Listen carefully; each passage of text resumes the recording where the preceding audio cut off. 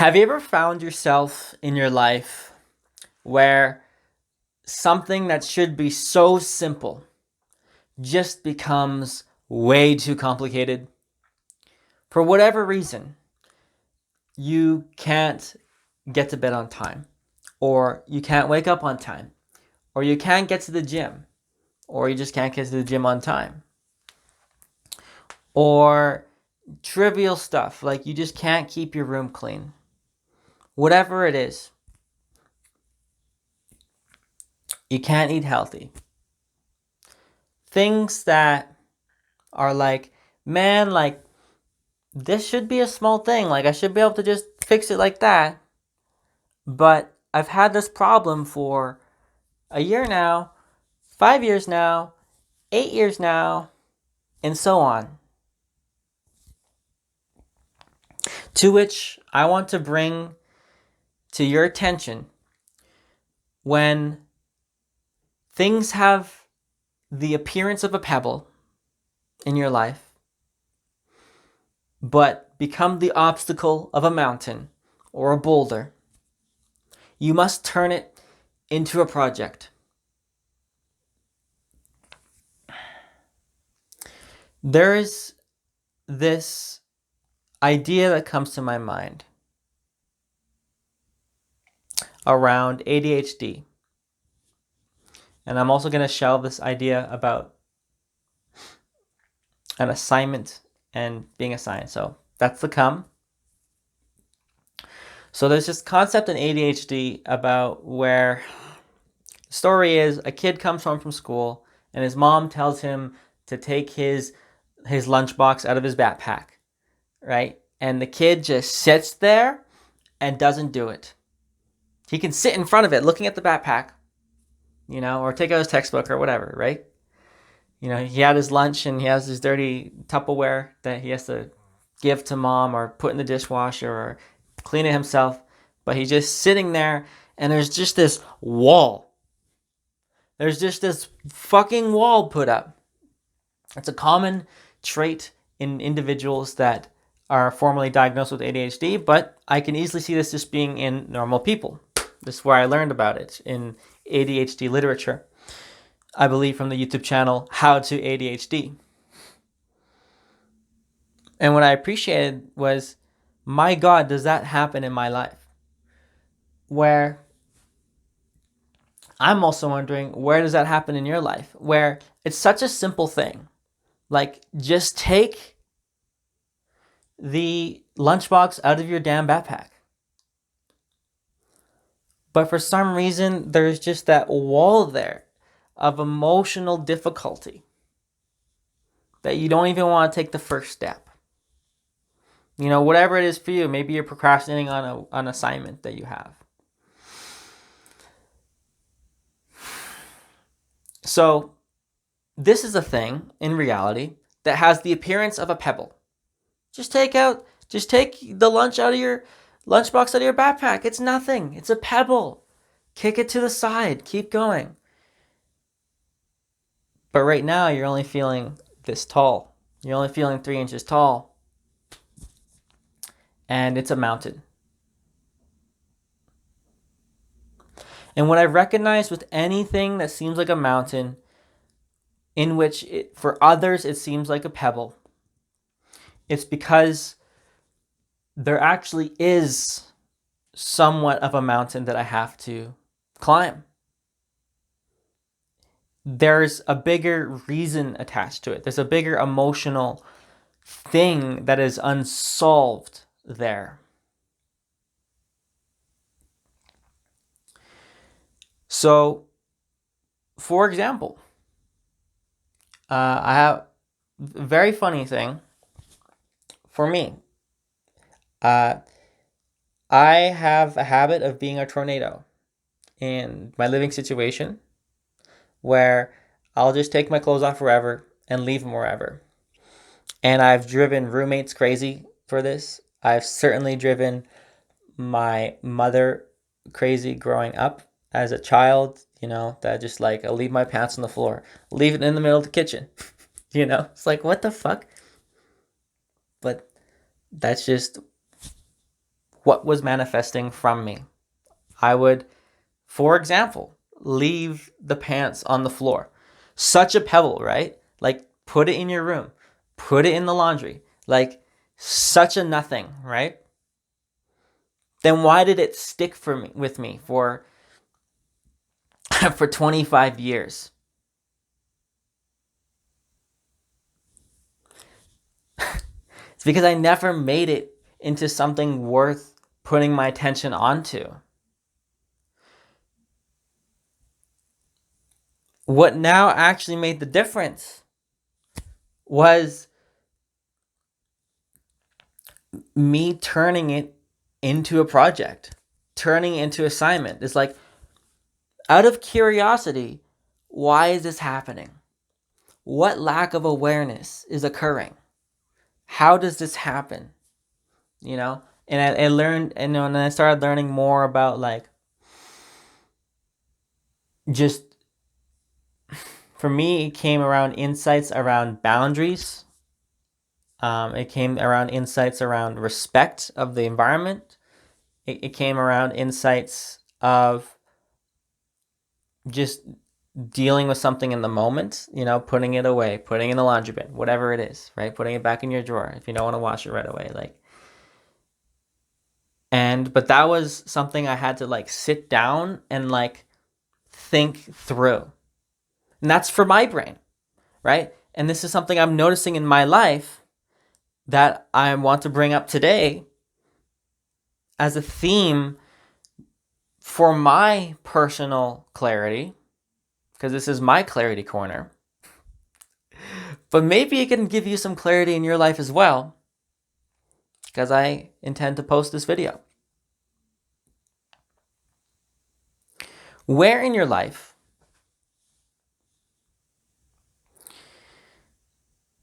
are there pebbles that you're maybe actually, in actuality, feeling them as boulders? Where are you feeling them as mountains? And now bringing back that concept I shelved earlier around assignments.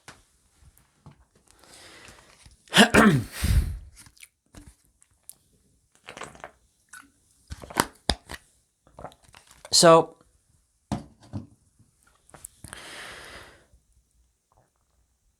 this is going to be an interpretation of reality from my worldview to kind of get you to understand how I've made sense of reality. So, I'm not saying this is true, but this has been a way I have framed reality to make it an empowering view.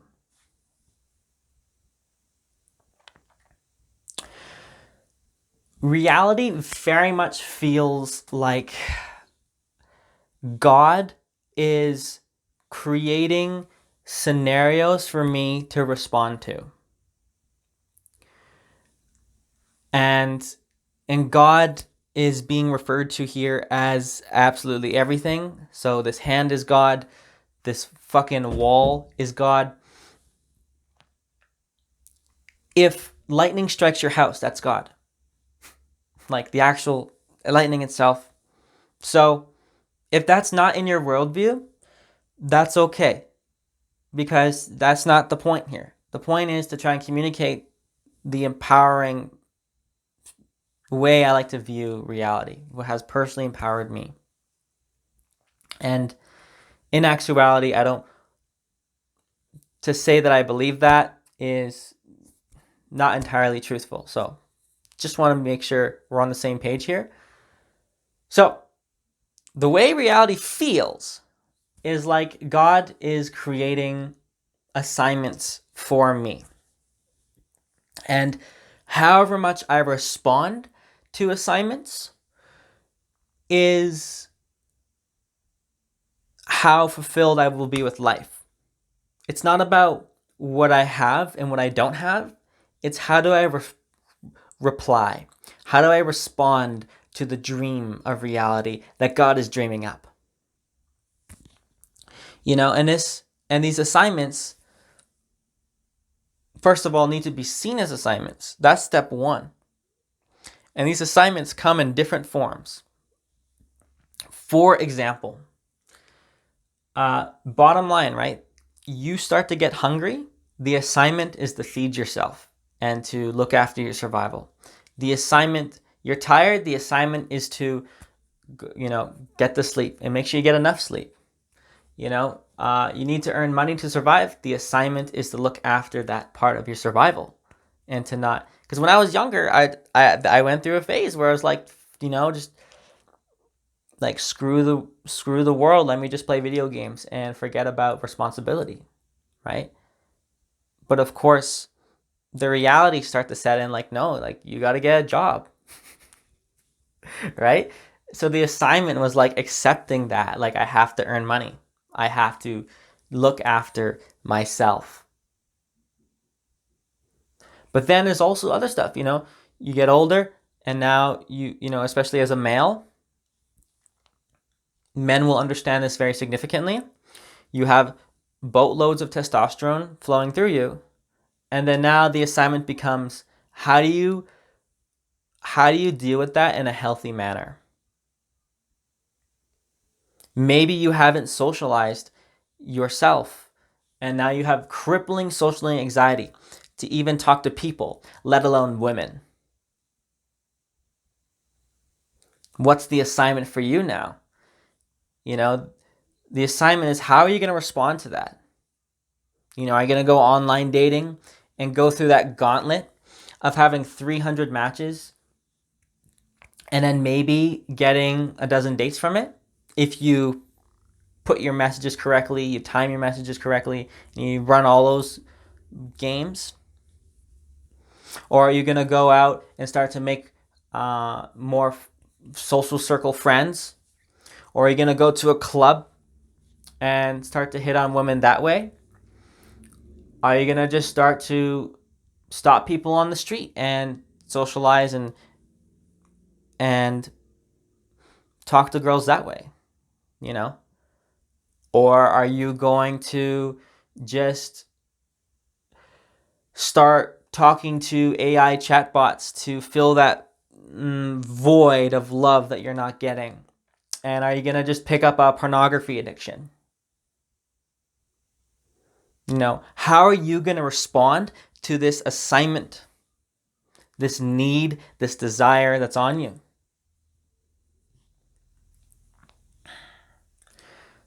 Let's say, you have time management skills to work on. Like, you're always late. And maybe you're ADHD like me, and you suffer from time blindness. And you never really, or maybe you just don't have time maturity where you can accurately estimate how much time it'll actually take to get somewhere. And you haven't really genuinely worked on that, right? Like, that will not improve. These things in my life will not improve unless I make it a project. What I recognize is that is how my mind works. And if that's weird for you, and that's like sounds stupid, that's okay. I'm so happy it sounds stupid for you. Because for me, it actually sounds like the most intelligent thing to really approach the landscape of my mind. I've noticed moments in my life where I feel powerless, and I know it will take an absolute gauntlet of years of going through emotionally difficult action to get the actual result I want, to get the need fulfilled. Whether that be in my dating life, or in my personal career, or in my focus goals, or my spirituality goals.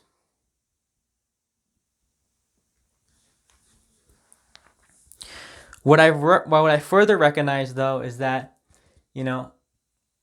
obviously, and for most people not so obviously, you are already complete.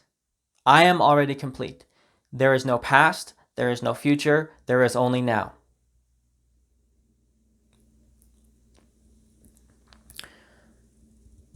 what I recognize is that I don't need to have anything in my life as long as I'm responding to the assignments of my needs.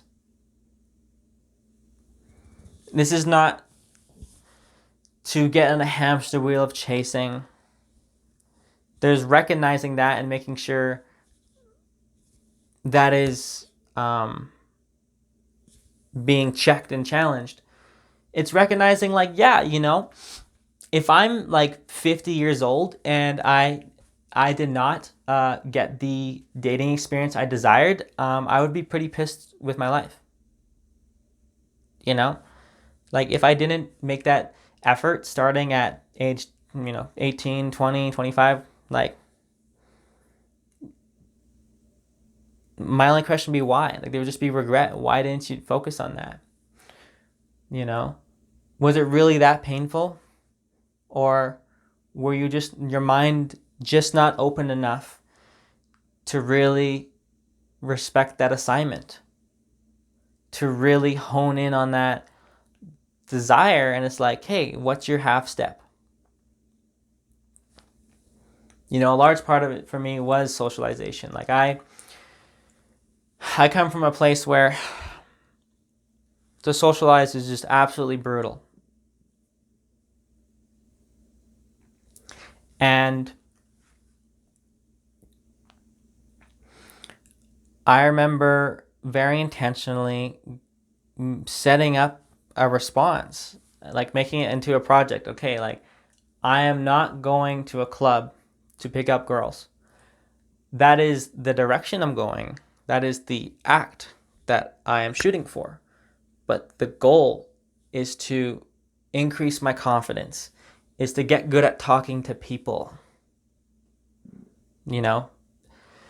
because I've noticed such a deficit in my socialization experience that I needed to intentionally work on. And so like, oh my God, like how do you even start? Right? Like, dude. And I went solo as well, because I couldn't find any friends that had the nuts to really do what I wanted to do.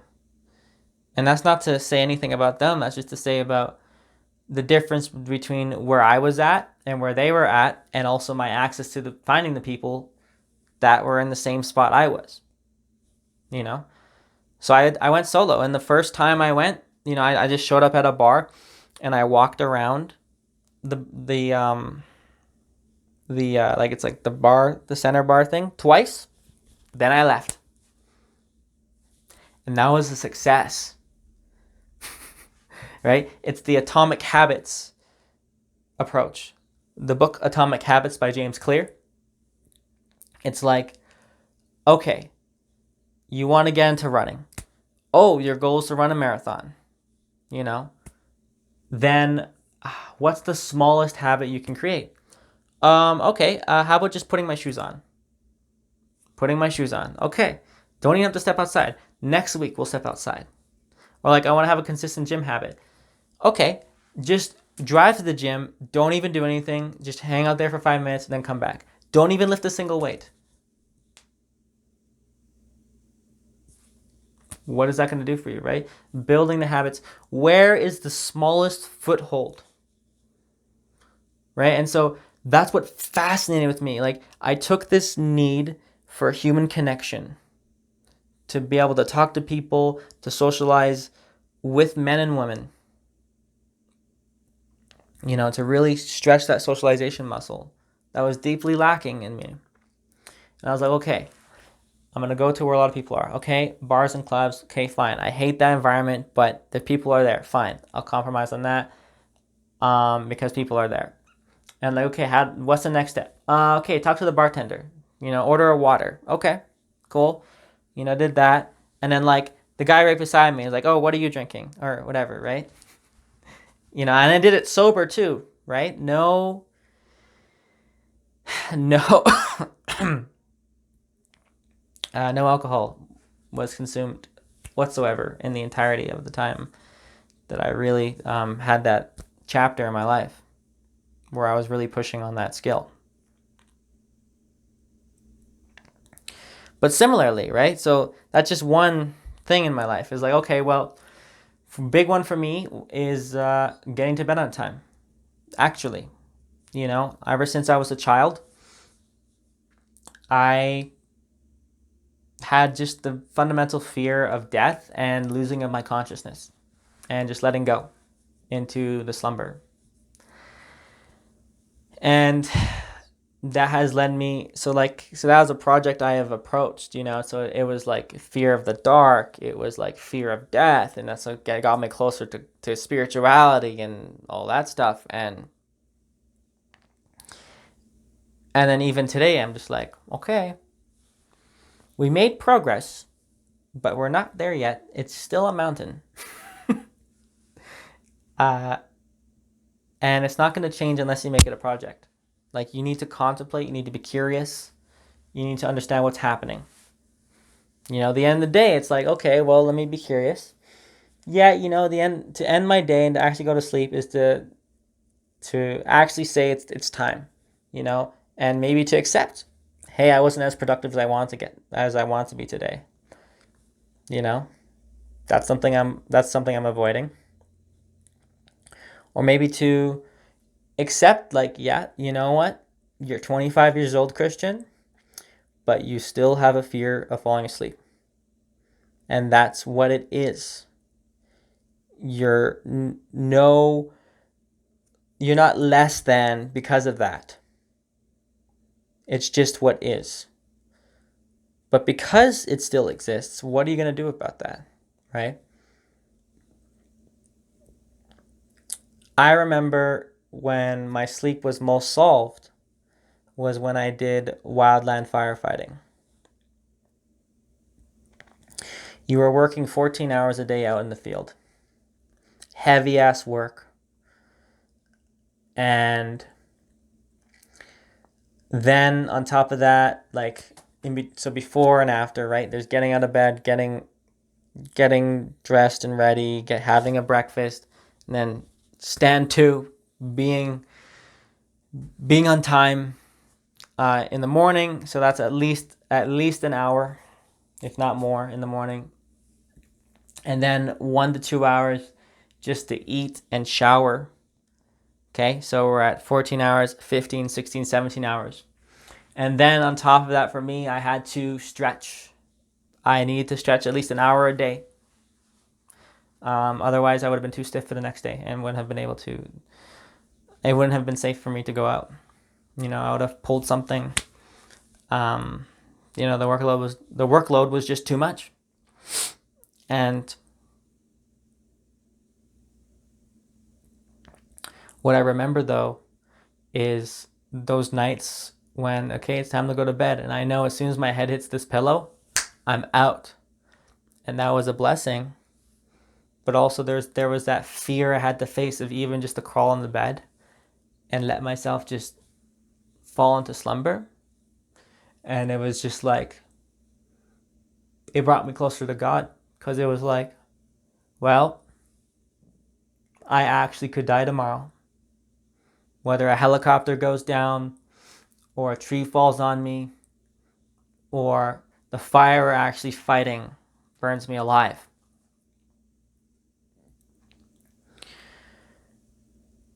And so there was a very real fear of facing the next day. And I just remember, like, I had to say to myself, like,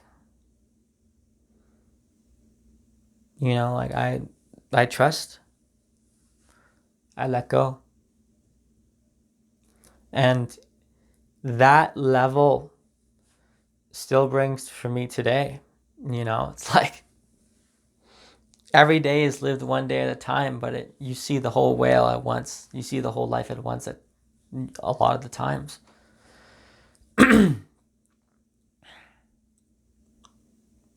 So now it's like, okay, like, what else could I do? Is like, well, I can be a little more intentional around my bedtimes. Like, okay, bedtime alarms, cool.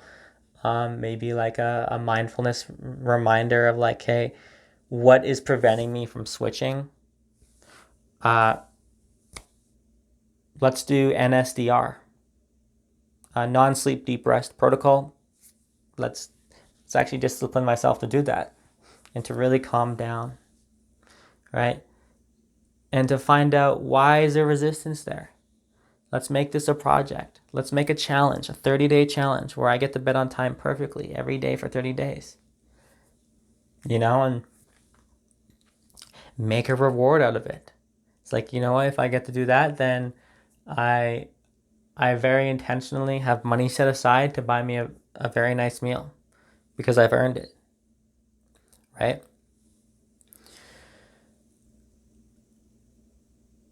I've noticed in my life, I've been always the happiest when I've just been responding correctly.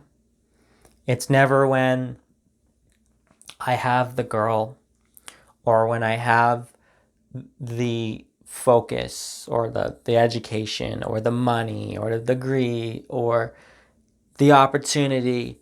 It's, how am I taking full advantage of the abundance that is already in front of me? I recognize that more than ever today. And when I'm feeling unhappy about my life, it's like, okay, well, what is that? What's the need here? What's the assignment here? Like, I have these things I want to do, and yet I'm finding myself succumbing to distractions and procrastinating. Why is that happening? And and not demonizing myself, but just to have a deep, open curiosity.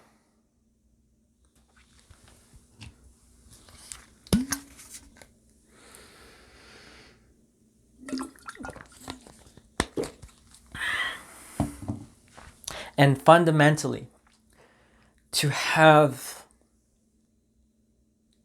a warrior attitude towards all of it. Everything that happens in your life. Are you going to let fear turn this dream of life into a nightmare? And maybe your life is a nightmare right now. Maybe there is a big dragon and it's only getting bigger. How are you going to approach that with love?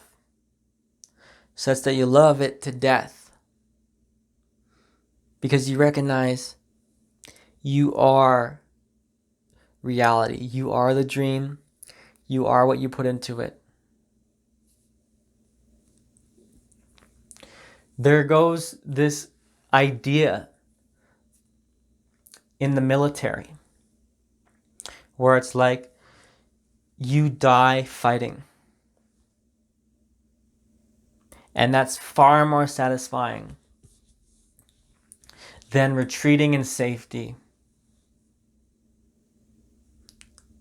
and letting down yourself and what you could have been. It's like going all out, responding to the demands of reality that are put on you.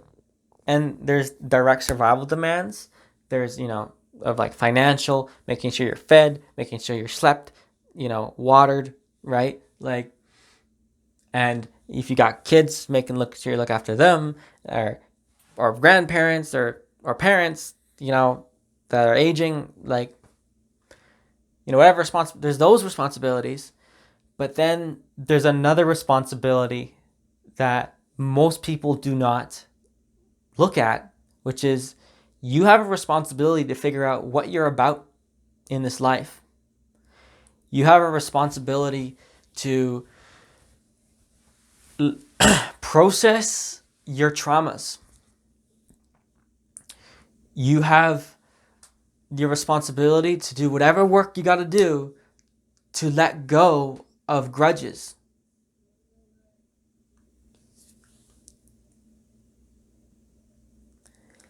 You have a responsibility to honor and burn through the karmic desires that you have. Like,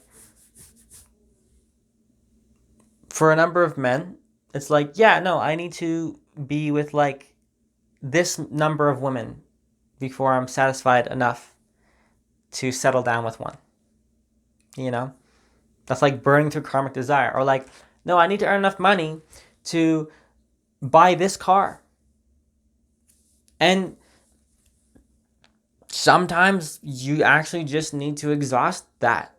Like you genuinely need to just live through that, right? Shake it through. Like you're called to do that. That's like your assignment, you know? Like I feel like I have an assignment to be a motivational speaker.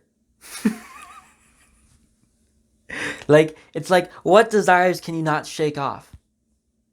I had a desire to be a product designer. I shook that one off. I realized it's not what I needed. I had a desire to be a painter, to be able to draw beautiful photorealistic art just with a pencil. You know, be one of those guys that can just take any, like a crayon, a pencil, and just make beautiful art. I had a strong desire around that. I let it go because there was a bigger desire to take its place. You know, if you're in this life and you're like not happy with it, you have an assignment to make yourself happy. You have an assignment to make your life fit you like a glove. If you're in an abusive relationship, you have an assignment to have the courage to set that boundary, to seek out the support, to say no. Whether it's a relationship like with your friends, with a significant other, with your family, or with someone at work, or with the employer itself. If there's something in your life that is not energetically correct, you have an assignment to set it correct, to make it correct. Because that desire will still be there. And so getting really clear on exactly what you want out of this life, exactly what you want to do, what is calling you, what desires can you just not shake off, what traumas do you have that you need to process and desensitize and grow through, what pieces of awareness do you need to work on, right? You have a full project of you to understand. And to see this as the greatest gift for yourself. This is what is most beautiful about life. This is what gives life things to do.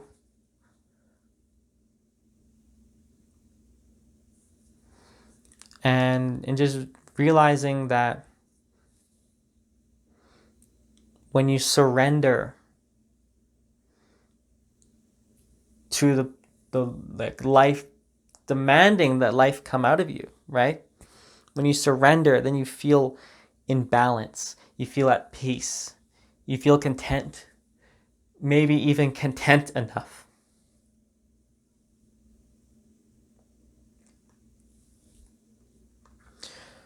So that by the time you go to bed